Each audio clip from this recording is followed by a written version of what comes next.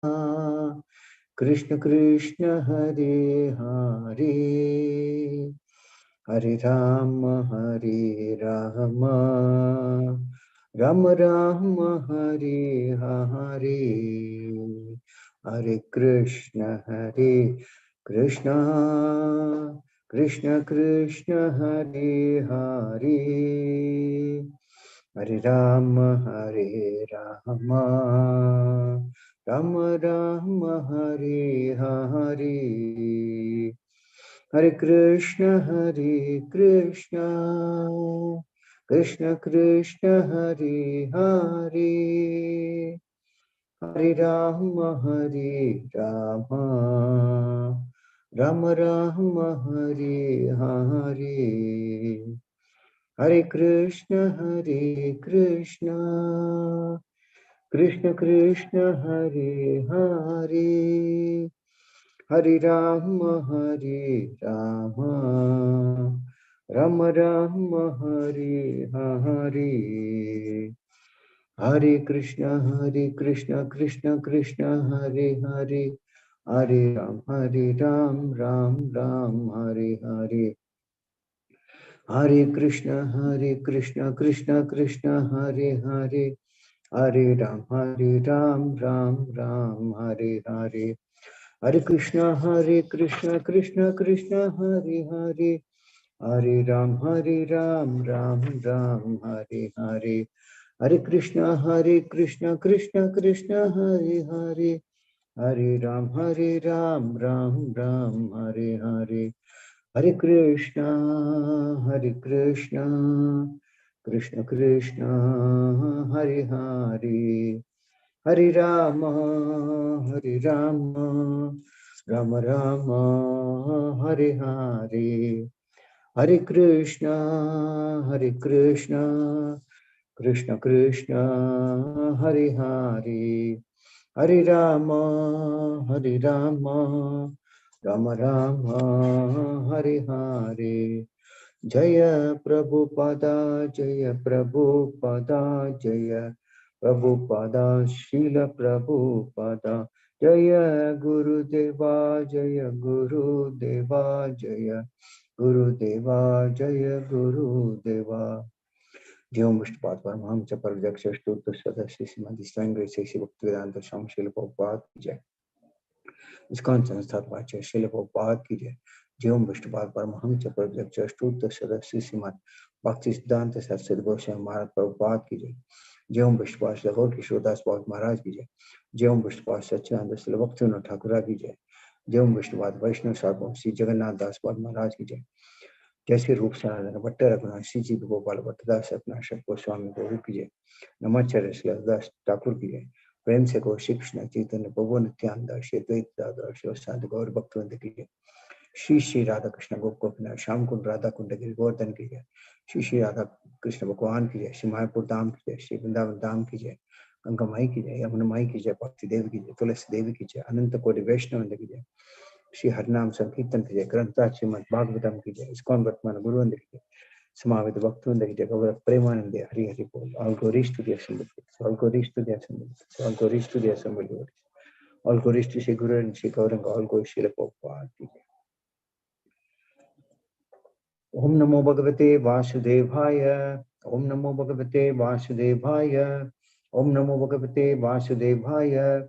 Narayanam Namaskritya Naram Chaiva Narottamam Devim Saraswati Vyasam Tato Jayamudiraye Nashtaprayeshu Apatreshu Nityam Bhagavata Sevaya Bhagavati Uttama Sloke Bhaktir Bhavati Naishtihi. Hare Krishna. So welcome you all to this Tuesday morning Srimad Bhagavatam class.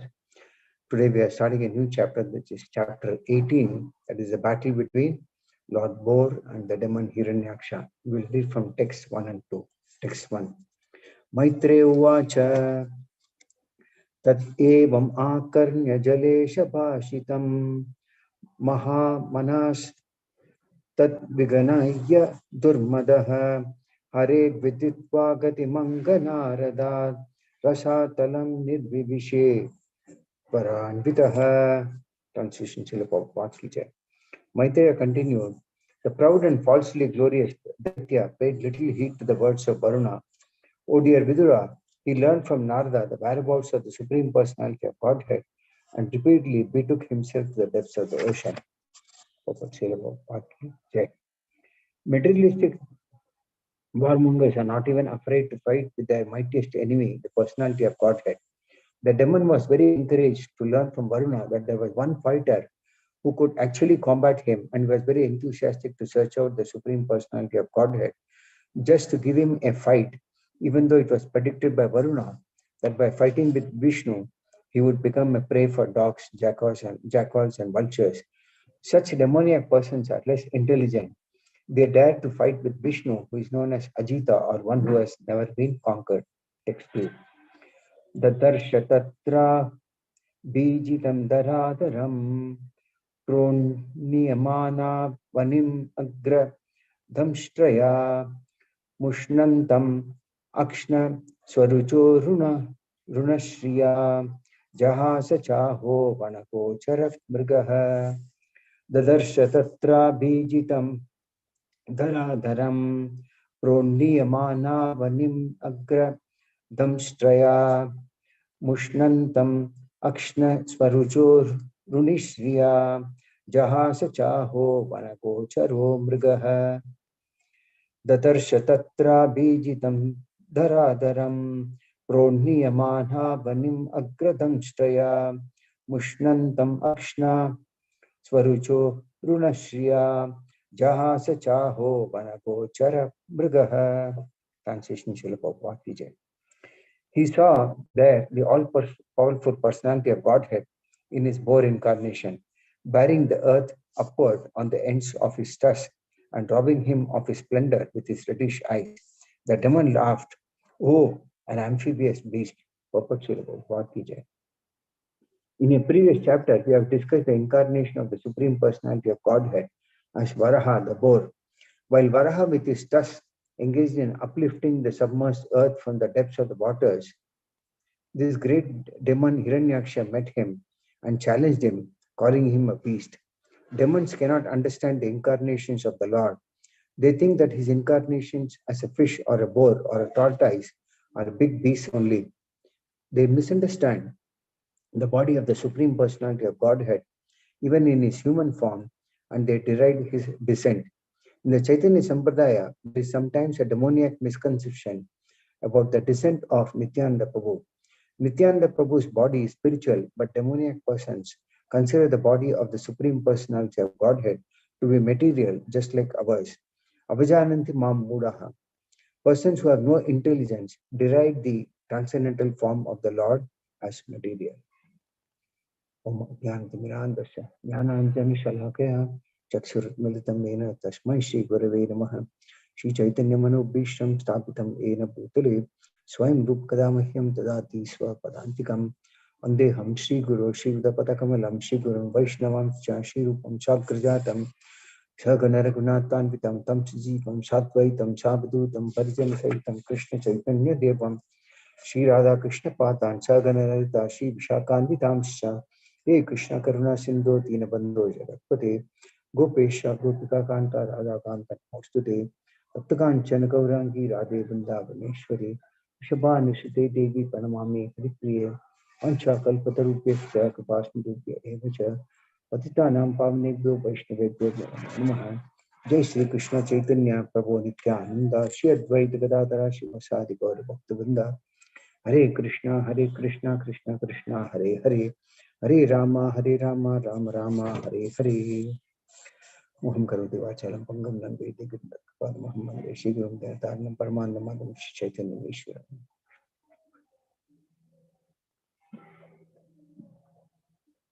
Hare Krishna. So we find in this first verse as to how Maitreya Rishi is telling the proud and falsely glorious Daitya paid little heed to the words of Varuna. O dear Vidura, he learned from Narada the whereabouts of the Supreme Personality of Godhead and hurriedly betook himself to the depths of the ocean. So based on the words of Narad Muni, Hiranyaksha actually went in search of Lord Varahadev underneath the ocean. Now, Varuna actually told him that there is only one person with whom he can fight it, or one who is with whom he is qualified to fight, and that is none other than the Supreme Personality of Godhead himself. And Varuna also told that if you fight with him, you will end up losing your body, and he would become prey for dogs, jackals, and vultures. So, see, these are the qualities of a Kshatriya. Normally, the Kshatriyas have a tendency to fight, and they have that spirit, and they don't bother whether they win or lose or what it is. Even if it comes to giving their body, they don't mind, but they want to fight. And here, very clearly, it is mentioned that after he leaves his body would become a prey for dogs, jackals, and cultures. So these Kshatriyas can be classified into two categories. One is the godly ones, who are the demigods, and the other ones are demoniac, the asuric type of mentality. Basically, the demigods fight for the pleasure of the Lord, and the demons always fight for their own sense gratification. But we see that in the current age, in Kali Yuga, the Kshatriyas are not performing or not able to perform their duty as a Kshatriya. Generally, uh, as per tradition, the leaders would go and fight in the forefront, and there will be others following behind. But if you look at the current day Kshatriyas, they sit within the four walls of a room or a cabin, and they give orders to the soldiers or forefront, those in the forefront, and they will say that, okay, you go and fight. So this is how Kali Yuga has brought down the qualities of a Kshatriya also. But those days, the leaders would go in the forefront and they would fight. And then, of course, there's mentioned that how the Lord is known as Ajita, one who has never been conquered. Now, Lord himself states in Bhagavad Gita 1878, Yatra Yogeshwara Krishna, Yatra Partho Dhanuddaraha. Wherever there is Krishna, the master of all mystics, and wherever there is Arjuna, the supreme archer, there will also certainly be opulence, victory, extraordinary power, and morality. That is my opinion. So, Lord can never be defeated. Lord can never be conquered. There is nowhere, anywhere mention of the Lord losing a battle or war. Lord can be conquered only by love, not by winning a battle or war. So, but the demons always think that after all, the Lord has appeared. They don't know him to be the Supreme Personality of Godhead, that he has come in the form of a fish, or that he has come in the form of a boar. He's a boar or a fish, that is all. They don't understand the Lord to be the Supreme Personality of Godhead. But the Lord can take any form at any time he wants, and he can manifest pastimes based on that form.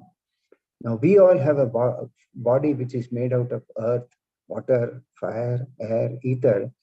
But the Lord's body is not like that. The Lord has got a spiritual body, which is Sachidananda, uh, eternity, bliss, and knowledge. And our body is not only made of material nature, but also it comes under the three modes of material nature. Whereas the Lord is free from the three modes of material nature.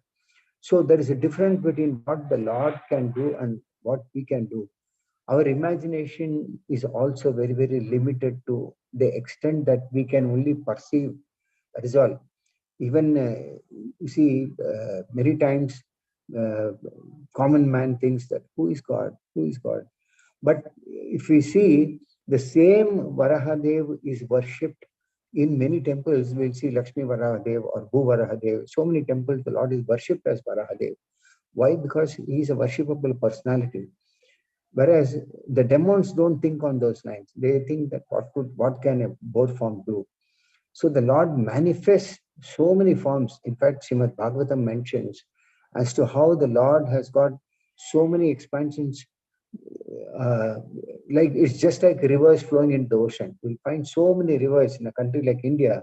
There's so many rivers, and all the river waters end up flowing into the ocean. So similarly, the Lord has got so many incarnations that it is not possible for us to even count. So these are the forms that the Lord takes up. And in this particular form as Varahadev, the Earth planet was submerged under the water. So the planet had to be retrieved from there. So the Lord took the form of a boar and then appeared as Varahadev. Now, why boar? Because a boar can go even up to the lowest level of water and take out anything from there. And Varahadev, in this particular form, he went underneath, put the Earth planet under the on his tusk, and brought it to the surface. So this uh, pastime cannot be performed by any other form. So the Lord appeared as Varahadev. So the Lord not only performs, appears in various forms, he can also simultaneously manifest many forms at the same time. For example, if you see in Bhagavad Gita, the Lord was reciting Bhagavad Gita to Arjuna. But at the same time, he showed his universal form also. The Lord was playing the part of a small child lying on the lap of his mother's lap. But at the same time, he showed his universal form to his mother. Now, the universe is so big that we can't even imagine the size of the universe. But the Lord showed his universal form in the mouth, in his own mouth to his mother. So the thing is, these are things that we cannot imagine with our material logic. Similarly, as Vamanadev, he appeared as a dwarf and then he grew himself to the size that he could conquer the universe itself. So it is; these are the energies, unlimited energies of the Lord, and the Lord can manifest even many forms at one point of time. So we have to go through the Shastras and understand the unlimited potency of the Lord. We are limited, but we have to try to accept the Shastras, and based on the Shastra, we must accept that yes, the Lord can do that. And all these forms are worshipable forms. Some would like to worship the Lord as Narasimhadev, some would like to worship the Lord as Vamanadev, some would like to worship the Lord as Narayana Rishi. And all these forms are worshipped in the temples. They are worshipped offering nice bhoga, nice garlands, tulsi. So, and the Lord accepts these also as an offering from his devotees. Now, if you see in the 7th canto of Srimad Bhagavatam, there is a mention of how when the Lord manifested as Narasimhadev, he manifested as a half man and he as half lion to protect his devotee Prahlad Maharaj. But when Hiranyakashipu saw this form, he was confused as to who this form is. Now, why the Lord had to take the form of a half lion and a half man was because Hiranyakashipu took a boon from Lord Brahma, stating that he should not be killed by a human being and he should not be killed by an animal also. So the Lord did not take the form of an animal. The Lord did not take the form of a human being. So in order to kill Hiranyakashipu, the Lord took a form of a half man and half lion. And when he saw this form, Hiranyakashipu could not even understand who could be, how can somebody take this form. So it is said in Srimad Bhagavatam, in the 7th canto, 8th chapter, 22nd sloka, it said, Hiranyakashipu studied the form of the Lord, trying to decide who the form of Narasimhadeva standing before him was. That means he did not know that this Narasimhadeva was none other than the Supreme Personality of Godhead himself. And not only that, the Lord's form was very, very fearsome because the Lord was so much angry, exhibited so much of anger, but the Lord looked very, very aggressive, which resembled molten gold. Now, can we imagine a form of the Lord of that molten gold color, very ferocious, shining mane, and it says, which expanded the dimensions of his fearful face, his deadly teeth, and his razor-sharp tongue, which moved about like a dwelling sword. His ears were erect and motionless, and his nostrils and gaping mouth appeared like caves of a mountain. His jaws parted fearfully, and his entire body touched the sky. His neck was very short and thick, his chest was broad, his waist was thin, and the hairs on the body as white as the rays of the moon. His arms, which resembled the flanks of soldiers, spread in all the directions, as he killed the demons, rogues, and atheists with his conch shell, disc, club, lotus, and other natural weapons. So the Lord appears so ferocious that Hiranyakashipu was wondering, and in the next sloka it is said, it is mentioned, Hiranyakashipu murmured to himself, Lord Vishnu, who possesses the great mystic power, has made this plan to kill me. But what is the use of such an attempt? Who can fight with me?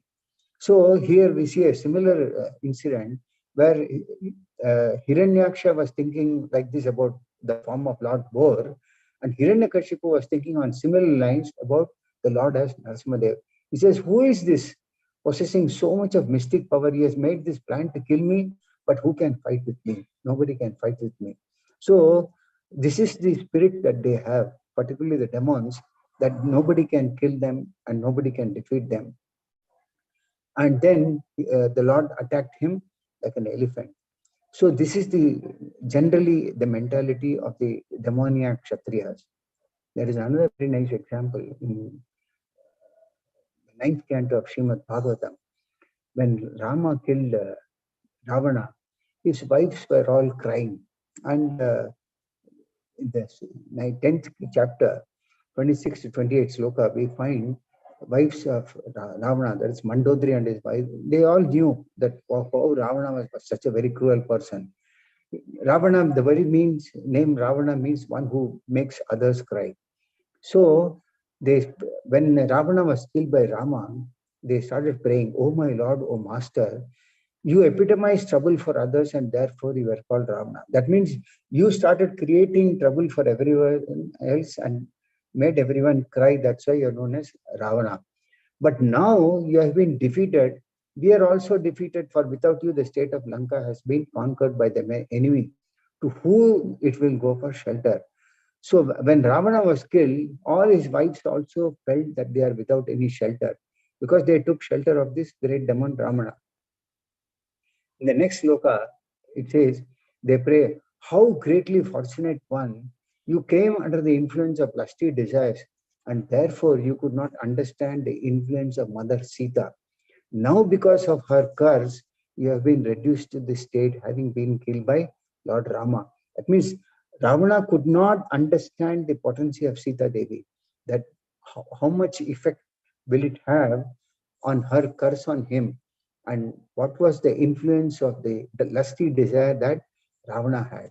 So this is what happens to demoniac people. They are after lusty desires, and to satisfy their lust, they are prepared to go any extent to even fight, even if it comes to the question of losing their body. And the following verse, they say, "O pleasure of the Rakshasa dynasty, because of you, the state of Lanka and also we ourselves now have no protector. By your deeds, you have made your body fit to be eaten by vultures and your soul fit to go to hell." So that means very much similar coincidence, but in this also the second verse, it is mentioned as to how their bodies are meant for becoming a prey to vultures and jackals and dogs, etc. So the demons generally have to go to hellish planets for deriding the Lord. And such demons are also existing even in this Kali Yuga, but may not be with the spirit of a Kshatriya, but in a different manner or in a different mood. Like, for example, Srila Prabhupada mentions here about in the Chaitanya Sampradaya, sometimes there is a misconception that Lord Nityananda is like any other ordinary personality like us. So demoniac people think that Nityananda Prabhu to be having a material body like us. And actually, Nityananda Prabhu is none other than Lord Balaram himself, who is the first incarnation or first expansion from Lord Krishna. So the Lord has got a spiritual body.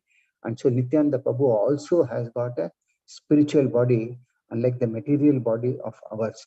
But there are people who deride that Nityananda Prabhu to be having a material body like ours. So that is why it is mentioned, Srila Prabhupada quotes about Bhagavad Gita, Avajananti Mamuda, the 9th chapter, the 11th sloka, Avajananti Mamuda Manushim Tanum Ashritam. Fools deride me when I decide in the human form. They do not know my transcendental nature. as the Supreme Lord of all that be. That means the Lord's form is transcendental. It is not subject to the three modes of material nature, and it is not made up of material elements like what we have. Now, like I mentioned earlier, we may be having a limited vision because of this material body, but our constitutional position is also a spiritual body. But because we wanted to have a desire for sense gratification, the Lord has made arrangements for us to take birth in this material world. Okay, you want to enjoy separately from me, come to this material world and enjoy. So the Lord has given whatever we wanted, the facilities that we wanted, or the opulence that we wanted. Okay, you see if you can want to enjoy and you can enjoy, please do. So we are uh, uh, Anu, we are all minute part and parcel of the Supreme Lord. Whereas the Lord is Vibhu, is the greatest. And he is so great that nobody can even conquer him. That is why the name is given to him as Ajita. Now, the Lord himself says that when he appears in the human form, fools think that he is also a human being. But this is very, very unfortunate. And when people with limited vision, limited knowledge, try to derive that form of the Lord, they have to suffer a lot. They have to go to hellish planets because Lord is not material. He's a supreme personality of Godhead. So one has to go by the understanding of the Shastras that the Lord can accept a form. He can accept any form. It may be a human form. It can be a form of a fish. It can be the form of a boar. It can be a form of to lift. The Lord lifted Govardhan hill just by from the tip of his finger. Now, who can lift a huge hill like Govardhan hill? But Lord, as a small boy, manifested this pastime of lifting Govardhan hill. So the Lord has unlimited energies, unlimited potency. He can do anything at any point of time, which we are not capable of. We don't have. But based on the Shastras, we must accept that the Supreme Lord can manifest these pastimes through several of his expansions. Now, if we start doubting, how can God do this? How can God do that? Then that doubt will always remain in our life. And we gradually slide down.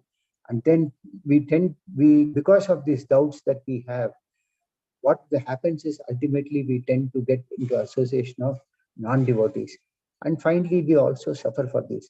Whereas if we are able to understand the Shastras with the association of devotees of the Lord, then we develop faith. Otherwise, we become faithless.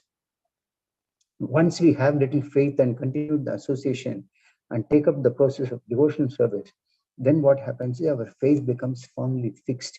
Yes, the Lord can do this. The Lord can take this form. The Lord can take that form. And the Lord can come appear even as a human being. And then we lose all these misconceptions. Yes, that this is Lord does not have a material body, but the Lord has got a spiritual body. And we also have the constitutional position to achieve this spiritual body, which can also happen if we take up the process of devotional service. And devotional service starts with Shravanam and Kirtanam. Shravanam, Kirtanam, hearing. Hearing is the first process of devotional service. So the more we hear, the more we come to understand, yes, the Lord can perform these pastimes and the Lord can take these forms also. And the Lord's body is spiritual in nature, not material. So these are the points I had for today's class. I also thought that I will touch base a little bit on Hera Panchami today, and which falls today, and also a little bit on Vakreshwar Pandita, whose disappearance day is today. Sometimes it is also very auspicious to glorify these great personalities and glorious occasions. It's for our own purification. Now, the Hera Panchami, it's a festival which is normally held 5 days after the Rath Yatra. As you all know, we had Rath Yatra just about on the last Saturday. And there was a grand celebration in Seshadripuram and many devotees participated. And the whole procession, if you see, uh, the, it's also a pastime of the Lord as Jagannath, Baldev, Subhadra. As we saw here, the Lord as Varahadev performed his pastimes to attract conditioned souls like us. Similarly, Jagannath, Baldev, Subhadra also performed this pastime of driving in the chariot from Puri to Gundicha, and again going back from Gundicha to Puri. So after they come to this Gundicha temple, and five, it is said Hera Panchami. Hera means to see, and Panchami means that is 5. That is the 5th day after the Rath Yatra.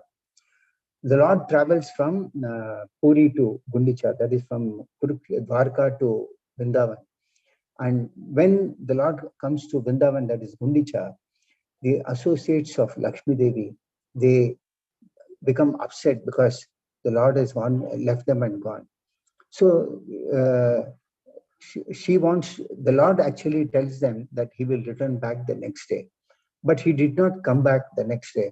So Lakshmi Devi feels a lot of separation from the Lord, and she gets angry on the Lord. And then she goes to bring the Lord from Vrindavan, which is Gundicha. So this is celebrated, it is said, Puri in a very, very grand manner. And prior to this festival, it is said the King Prataparudra orders to Kashi Mishra to celebrate the festival in a very grand manner. And during this time, Sri Chaitanya Mahaprabhu would come to see this festival, and he would ask his secretary, Sarup Damodar, and would say, how come this festival is celebrated in such a grand manner? What is the purpose behind it?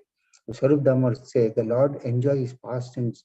Yeah, please hear the reason for this pastime from me. In Vrindavan, the pastime, the only assistants are the gopis, and no one else can attract the mind of Krishna. So in Vrindavan, the Lord's mind is attracted by the pastime, by the gopis. And then Chaitanya Mahaprabhu asked, why does Lakshmi Devi get so angry on the Lord? To which Sarup Damodar replies, it is the nature of a girl who is afflicted by love to get angry upon finding the neglect of her lover. That means when a husband leaves his wife and goes somewhere else, it is the nature of a woman to get angry. So here, similarly, Lakshmi Devi has got angry because Jagannath has left her and gone. So when she gets angry, what she does is that she comes on a golden palanquin with a lot of jewels and all those things, and she's accompanied by many musicians, many maidservants wearing nice jewels and all those things. And then she comes to the entrance of the Gundicha temple and then arrests the servants of Lord Jagannath, and then ties their hand and make them fall at the lotus feet of Lakshmi Devi herself. Just like many times when thieves are arrested, their hands are tied and then they are asked to bow down. So similarly, here it is said Lakshmi Devi ties the hands of all the servants of Lord Jagannath and makes Lord Jagannath bow down to Lakshmi Devi. And then thereafter it is said that the servants of the Lord are chastised and abused with a lot of jokes. So there is a mock verbal fighting between both the groups. And here again, Sarup Damodar says that when a woman is depressed, it is not normal for a woman to display her opulence. But here, Lakshmi Devi is displaying her full opulence, that is opulence of anger. Then the servants of Lakshmi Devi fire at the servants of Jagannath as to why the Lord left all the opulence and came to this forest, which is nothing but leaves and some dry flowers and dry sticks, etc. What is there in this Gundicha? After all, there's nothing but dry leaves. But the Lord knows what is there in Vrindavan. And the mock fight goes to such an extent that finally they take some sticks and then they beat the chariot of Jagannath with those sticks. And some of them even try to break the wheel of the chariot. So this is how they manifest the pastimes of anger. Lakshmi Devi manifests the pastimes of anger on Lord Jagannath. And then the Lord promises, okay, now the Lord calms her down, saying that, okay, you go back to Puri, I'll come the next day. So the Lord does not again go the next day. The Lord does not go on the 6th day as he promised. So this is how the Lord performs pastimes to attract conditioned souls like us. Today is also the disappearance day of Vakreshwar Pandita. Vakreshwar Pandita was one of the close associates of Sri Chaitanya Mahaprabhu. And one time it is said that in Srivas Angan, when Chaitanya Mahaprabhu was singing, Vakreshwar Pandit danced so much in ecstasy for a non-stop for 72 hours. He continuously danced the Kirtan of Lord Chaitanya. So at that time, Lord Chaitanya became very, very pleased with Vakreshwar Pandita. He said, Vakreshwara, I have only one wing like you, but if I had another, certainly I would fly in the sky. To this extent, Chaitanya Mahaprabhu glorified the dancing of his close associate Vakreshwar Pandita. This Vakreshwar Pandita was very, very expert, not only in singing and dancing, but his dancing was so much in ecstasy that everyone who saw his dance was also dancing in that, getting that ecstasy of dancing. He always pleased Chaitanya Mahaprabhu with his nice service. And wherever Chaitanya Mahaprabhu would go, Vakreshwar Pandita also would go. And it is said that when Vakreshwar Mahaprabhu came to Puri, Vakreshwar Pandita also joined Shri Mahaprabhu, and he was one of the he participated in one of the dramas along with Chaitanya Mahaprabhu. So Shri Vrindavan Das Thakura would say, to awaken the sleeping souls in the age of Kali, Shri Chaitanya Mahaprabhu came to distribute the nectar of the holy name of Krishna. And when the Kol and Kartal surrounded like thundering clouds, Mahaprabhu would ask everyone to chant Krishna, Krishna, Haribol, Haribol. So Vakreshwar Pandita would also dance to the Kirtan of Mahaprabhu. This is mentioned in Chaitanya Bhagavat. And not only this, there was a very nice pastime during Vakreshwar Pandita. One time there was a person called Devananda Pandita. This Devananda Pandita was such a that when he would be in the association of devotees, he would speak devotion service to the Lord. And when he would be he would also go and mix with some non-devotees or Mayavada philosophers. And then he would say that what they speak is true. So one time it so happened that when when Srivas Pandita was there, he heard the blasphemy of the Lord from the mouth of this Devanand Pandita.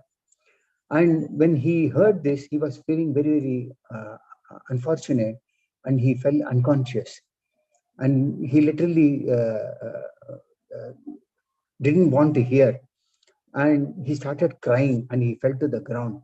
And what happened was, the associates of the Devananda Pandita, immediately they threw Srivas out of that place. And by which what happened was that he committed a very, very grave offense unto Srivas Pandita. This is like blaspheming a pure associate or pure devotee of Lord Chaitanya Mahaprabhu. Now this was a very big offense against a Vaishnava, for which Devananda Pandita had almost lost the devotional service to the Lord. But what happened was that by association with this Vakreshwar Pandita, Devan's Pandit offense was removed.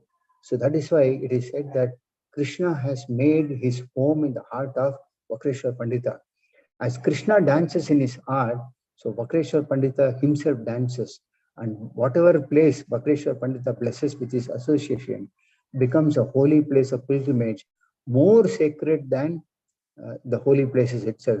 That means the point is that Vakreshwar Pandita was such a very close associate of the Lord, and that even a blasphemy of the Supreme Lord done by Devananda Pandita could be mitigated just by a short moment of association with Vakreshwar Pandita. So such a great personality was Vakreshwar Pandita, and his disappearance day is today, which is what is importance of him. He was not only a great associate of Chaitanya Mahaprabhu, but it is said that he was an incarnation of Tunga Vidya Sakhi, one of the principal singers and dancers as one of the associates of Srimati Radharani's Ashtasakis. So Radharani has got 8 Ashtasakis, of which Vakreshwar Tungavidya is one of them. And this Tungavidya Saki appeared as Vakreshwar Pandita, who exhibited his pastimes of singing and dancing very nicely, very gloriously during the pastime of Sri Chaitanya Mahaprabhu also. So this is what I had for today's class. So if you have any questions, any comments, I can take them for some time.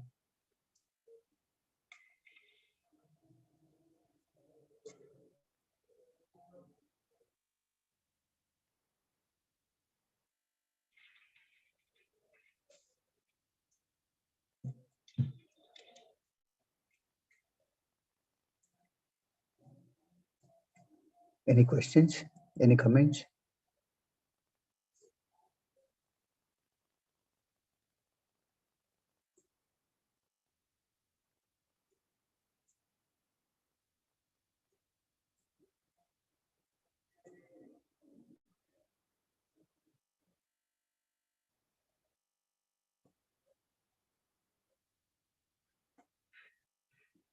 Hare Krishna.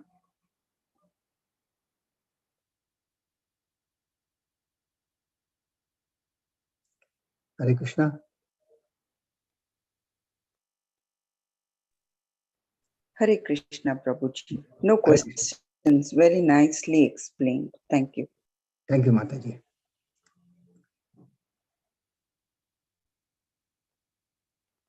Anybody else?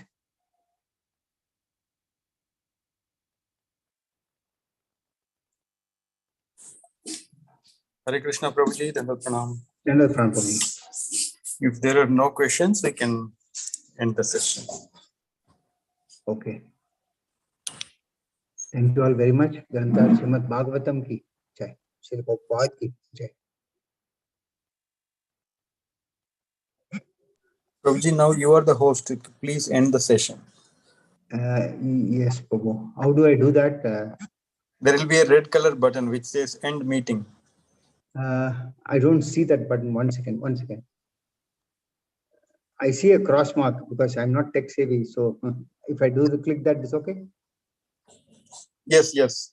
No, you have to go inside the Zoom. Not from outside, but inside. Yeah. 1 minute, I'll switch off the phone. That's the best thing I can do. I'm not able to see the red button. Sorry, Prabhu. Okay. Is it okay? No. 1 minute.